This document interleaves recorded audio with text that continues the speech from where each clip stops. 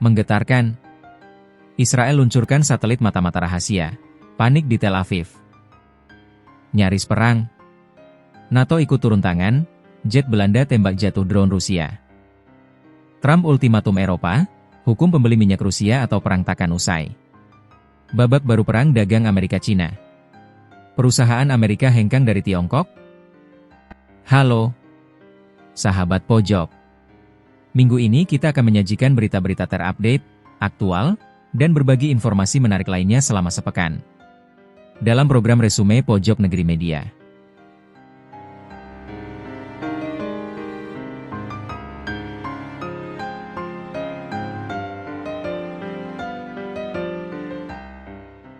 Israel meluncurkan satelit mata-mata canggih OVEX-19 secara diam-diam dari pangkalan udara Palmachim, memicu kepanikan awal karena disangka serangan. Satelit ini dilengkapi teknologi Synthetic Aperture Radar, SAR, memungkinkan pengawasan militer 24/7 dalam segala cuaca. Peluncuran ini bukan hanya pencapaian teknis, tapi juga pesan strategis kuat kepada musuh bahwa Israel siap dan selalu mengawasi. Langit malam di atas Tel Aviv tiba-tiba terbelah oleh cahaya terang. Peluncuran roket, dadakan, itu memicu kepanikan singkat di tengah masyarakat. Mereka mengira itu adalah peluncuran rudal pertahanan, sebuah sinyal bahwa serangan udara musuh sedang terjadi. Namun, di balik kepanikan itu, terungkap sebuah misi rahasia yang jauh lebih signifikan. Itu bukanlah rudal pertahanan, melainkan sebuah roket yang membawa mata-mata Israel keluar angkasa. Sebuah satelit canggih yang dikirim untuk memantau semua musuh mereka. Apa itu satelit OVEX-19? Dan mengapa peluncuran ini mengirimkan pesan yang begitu kuat ke seluruh kawasan Timur Tengah? Pada hari Selasa, 2 September 2025, pukul 22.30 waktu setempat, roket Shafid meluncur dari pangkalan udara Palmachim, dekat pantai Mediterania. Peluncuran di malam hari ini, yang tidak diumumkan sebelumnya, dengan cepat memicu kekhawatiran di kalangan penduduk. Banyak yang mengira roket itu adalah rudal pencegat yang diluncurkan untuk menanggapi serangan dari Iran atau kelompok militan di Gaza. Namun, beberapa saat kemudian, pemerintah Israel mengonfirmasi bahwa itu adalah peluncuran yang direncanakan. Roket itu membawa muatan yang sangat penting bagi sistem pertahanan dan intelijen Israel. Muatan itu tidak lain adalah satelit mata-mata terbaru mereka, OVEX-19. OVEX-19 bukan hanya sekadar satelit biasa. Ini adalah mata baru Israel di langit. Tujuan utamanya adalah untuk mengumpulkan intelijen visual di seluruh kawasan Timur Tengah. Kapabilitasnya sangat canggih, satelit ini mampu menghasilkan citra objek di bumi dengan resolusi sangat tinggi, bahkan sehalus 50 cm. Itu berarti, satelit ini bisa melihat detail sekecil kardus pizza dari luar angkasa. Satelit ini akan digunakan oleh militer dan lembaga keamanan Israel untuk memantau aktivitas militer di negara-negara musuh dan kelompok militan. Dengan adanya OVEX-19, Israel kini memiliki alat pengawasan yang jauh lebih kuat untuk menjaga keamanan nasionalnya. Rahasia di balik kekuatan OVEX-19 terletak pada teknologinya, Synthetic Aperture Radar, SAR. Berbeda dengan satelit optik yang bergantung pada cahaya dan cuaca cerah, satelit SAR menggunakan gelombang radar untuk melihat permukaan bumi. Ini adalah sebuah pengubah permainan atau game changer. Satelit ini dapat menembus awan tebal, kabut, dan kegelapan total, memungkinkan pengawasan 24 jam sehari, 7 hari seminggu, dalam segala kondisi. Teknologi SAR juga sangat sensitif, mampu mendeteksi perubahan kecil pada posisi objek di darat, menjadikannya alat yang ampuh untuk pengawasan militer. Fakta bahwa Israel Aerospace Industries, IAI, mampu menciptakan satelit canggih ini dengan berat yang relatif ringan, sekitar 300 hingga 400 kg, untuk roket Shafid menunjukkan betapa majunya industri pertahanan Israel. Peluncuran OVEX-19 lebih dari sekadar misi teknis. Ini adalah pesan strategis yang sangat jelas. Menteri Pertahanan Israel, Israel Katz, mengunggah pesan di X yang berbunyi, "Ini juga merupakan pesan kepada semua musuh kami, dimanapun mereka berada, kami mengawasi Anda setiap saat dan dalam situasi apapun." Pernyataan ini menegaskan bahwa Israel tidak hanya memiliki kemampuan militer konvensional, tetapi juga menguasai teknologi ruang angkasa yang menempatkannya di antara segelintir negara di dunia dengan kemampuan pengawasan seperti ini.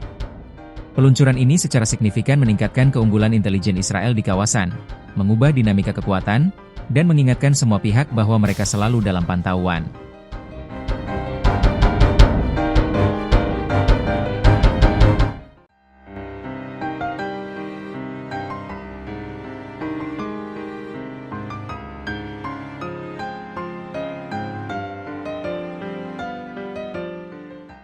Insiden jatuhnya drone Rusia di Polandia, dengan keterlibatan jet F-35 Belanda, menunjukkan meningkatnya ketegangan antara Rusia dan NATO. Ini menjadi sinyal serius bahwa agresi Rusia mengancam keamanan Eropa dan bisa memicu eskalasi konflik lebih lanjut.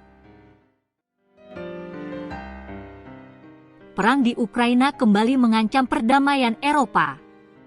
Kali ini, sebuah insiden serius terjadi di perbatasan NATO, di mana sebuah drone Rusia ditembak jatuh di wilayah udara Polandia. Namun, yang membuat insiden ini sangat krusial adalah keterlibatan langsung dari negara anggota NATO lainnya.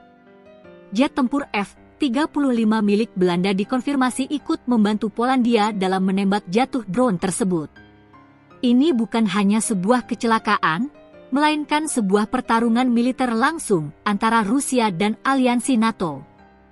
Apa yang terjadi di perbatasan itu? Dan seberapa serius ancaman yang ditimbulkan oleh agresi Rusia bagi keamanan Eropa? Peristiwa ini terjadi pada Selasa malam, 9 September 2025. Sebuah drone Rusia dilaporkan memasuki wilayah udara Polandia, memicu respons cepat dari militer Polandia. Namun, bantuan tak terduga datang dari sekutu mereka. Perdana Menteri Belanda, Dick Schoof, mengonfirmasi bahwa jet tempur F-35 negaranya ikut memberikan bantuan. Dalam pernyataannya, Schoof menekankan bahwa sangat baik bahwa jet tempur Belanda F-35 dapat memberikan bantuan dan menegaskan bahwa Belanda berdiri dalam solidaritas dengan Polandia selaku sekutu NATO. Pernyataan ini menunjukkan betapa seriusnya Belanda memandang tanggung jawab mereka sebagai anggota NATO. Mengapa insiden ini begitu penting? Ini bukan kali pertama drone atau rudal Rusia menyimpang dari jalurnya dan memasuki wilayah udara negara anggota NATO. Peristiwa serupa juga pernah terjadi di Latvia, Lithuania, dan Romania. Namun, kejadian di Polandia ini memiliki bobot yang berbeda. Polandia adalah negara garis depan yang sangat strategis. Lokasinya berbatasan langsung dengan Ukraina dan menjadi pintu gerbang utama untuk bantuan kemanusiaan serta pasokan militer dari negara-negara barat ke Ukraina. Polandia juga menjadi tempat tinggal bagi jutaan pengungsi Ukraina. Perdana Menteri Schoof menegaskan bahwa masuknya drone Rusia ke Polandia adalah bukti nyata bahwa agresi Rusia menimbulkan ancaman serius bagi keamanan seluruh Eropa. Insiden ini menjadi ujian nyata bagi aliansi NATO. Reaksi cepat dan terkoordinasi dari Belanda menunjukkan bahwa prinsip pertahanan kolektif NATO bukan hanya slogan. PM Schoof segera menghubungi PM Polandia Donald Tusk dan Sekretaris Jenderal NATO Mark Rutte, menandakan bahwa insiden ini ditangani pada level tertinggi aliansi. Meskipun Rusia mengeklaim drone tersebut salah sasaran, NATO tidak bisa mengabaikan insiden semacam ini. Mereka harus menunjukkan bahwa setiap pelanggaran wilayah udara sekutu akan ditanggapi dengan serius. Keterlibatan jet F-35 Belanda dalam operasi ini adalah bukti kemampuan NATO untuk bertindak cepat dan efektif untuk mempertahankan perbatasan timurnya. Peristiwa di Polandia ini adalah sinyal peringatan yang sangat jelas. Ini meningkatkan risiko miskalkulasi dan eskalasi langsung antara Rusia dan NATO. Di satu sisi, NATO menunjukkan bahwa mereka tidak akan mundur. Di sisi lain, Rusia terus-menerus menguji kesabaran dan kesiapan aliansi. Pertanyaannya sekarang, akankah insiden ini memicu ketegangan yang lebih besar dan mengancam perdamaian yang rapuh di Eropa? Dan mampukah diplomasi dan kekuatan militer bekerja sama untuk mencegah konflik langsung yang tidak diinginkan oleh siapapun?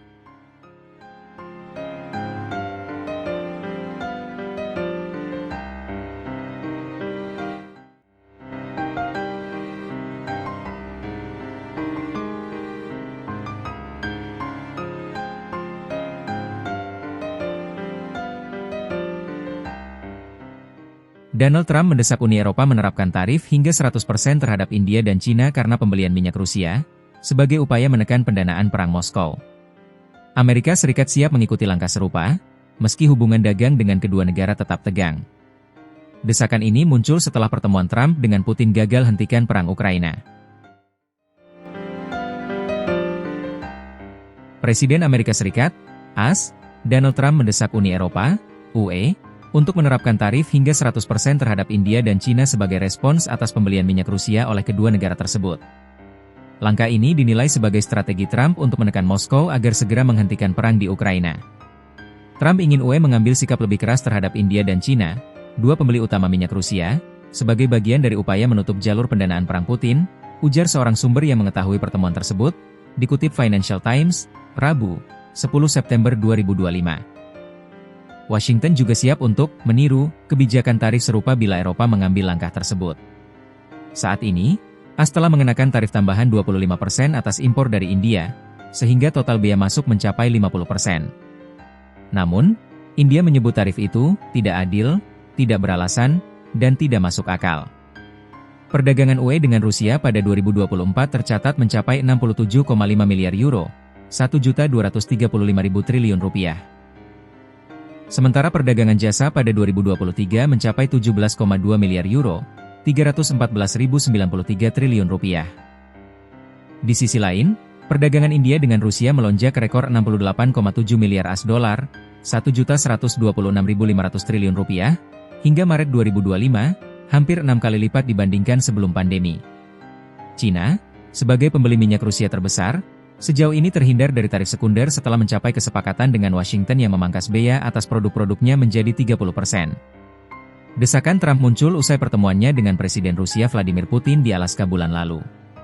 Pertemuan tersebut gagal menghasilkan terobosan signifikan untuk menghentikan perang Ukraina. Ada beberapa kemajuan, meski belum sepenuhnya tercapai, kata Trump saat itu.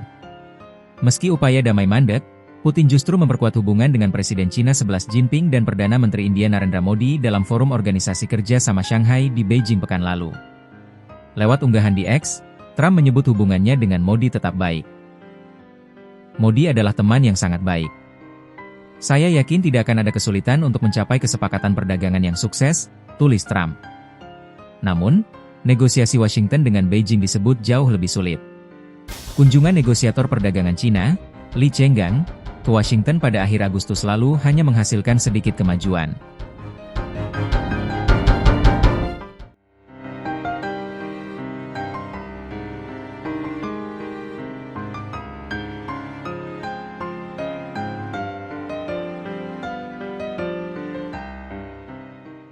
Perang dagang Amerika Serikat-China mendorong pergeseran besar dalam rantai pasokan global, dengan 47% perusahaan Amerika Serikat mengalihkan investasi dari China ke Asia Tenggara, Asia Selatan, dan Amerika.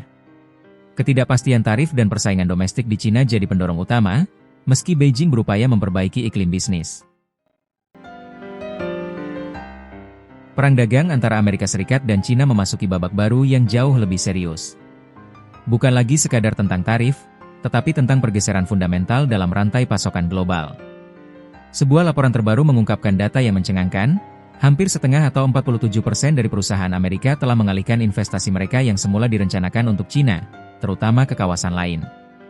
Ini adalah angka tertinggi sepanjang sejarah survei, sebuah rekor baru yang menunjukkan bahwa ketidakpastian telah mencapai puncaknya.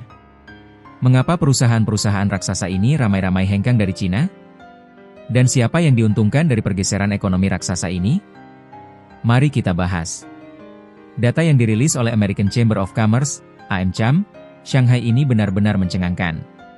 Sebanyak 47% responden menyatakan telah mengalihkan rencana investasinya dari China, sebuah angka yang belum pernah tercatat sejak survei ini dimulai pada tahun 2017.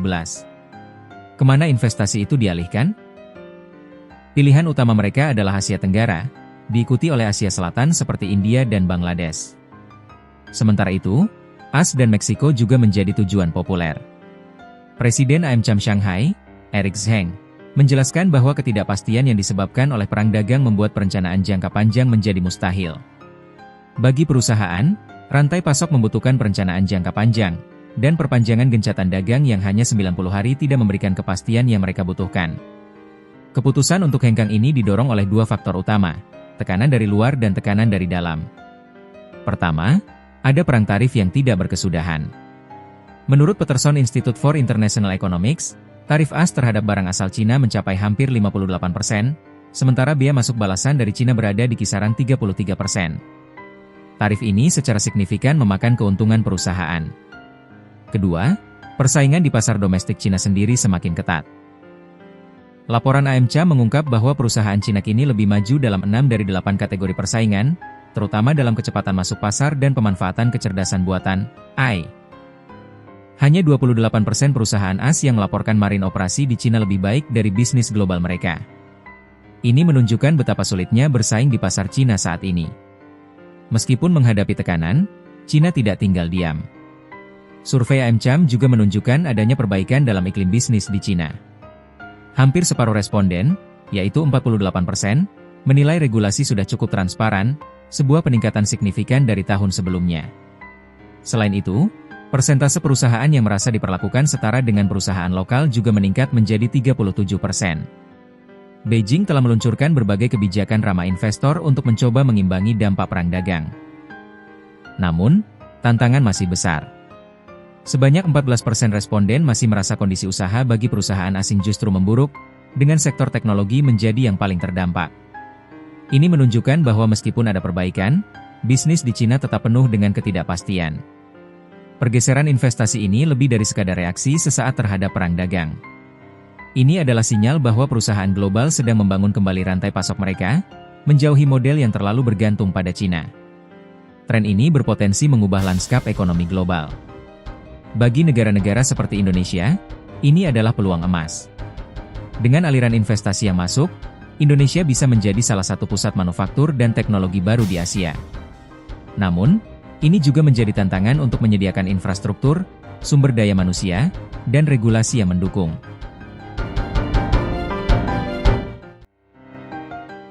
Itu tadi berita terhangat sepekan ini.